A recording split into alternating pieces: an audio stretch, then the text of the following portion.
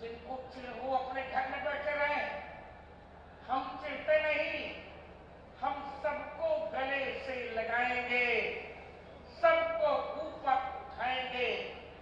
यदि हमारे भगवान राम ने माता शबरी का जूठा फल खाया, जूठा बैल खाया, यदि हमारे भगवान कृष्ण ने विदुर के यहां जाकर बथुआ के साथ खाया, तो हम भी ये धारणा को उन्मूलित करेंगे। प्रत्येक हिंदू के यहां हमें जाना है, सबको गले लगाना है। और एक बात और, मैंने कई बार कहा है, भूल कर भी किसी को न छेड़ेंगे हम पहले छेड़ेंगे, और छेड़ने पर किसी को न छोड़ेंगे और नहीं। अब हमारे को उसको क्षमा शब्द नहीं रहा, हमें अब क्षमा कोई नहीं सिखाए। हम बार बार कह रहे हैं, हमारे यहाँ जातियां थी और जातिवाद नहीं था, वर्ण थे और वर्णाहंकार नहीं था। कोई अपवित्र नहीं है। शूद्र अपवित्र कैसे हो गया? यदि गंगा भी अपवित्र नहीं तो शूद्र क्यों पवित्र हो जाएगा? शूद्र का है शूद्र परमात्मा निश्चय द्रव के शूद्र है, जिस पर परमात्मा निश्चित रूप से द्रवित हो जाते हैं, उसे शूद्र कहते हैं।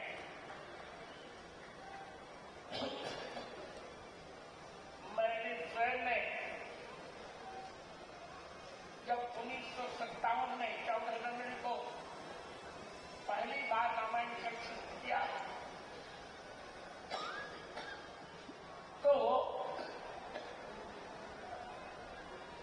अपने यहाँ हल चलाने वाले एक हरिजन बंधु को मैंने पूरी रामायण 6 महीने में सुनाई। मैं उन्हें काका कहता था। वो मुझे गोद में लेकर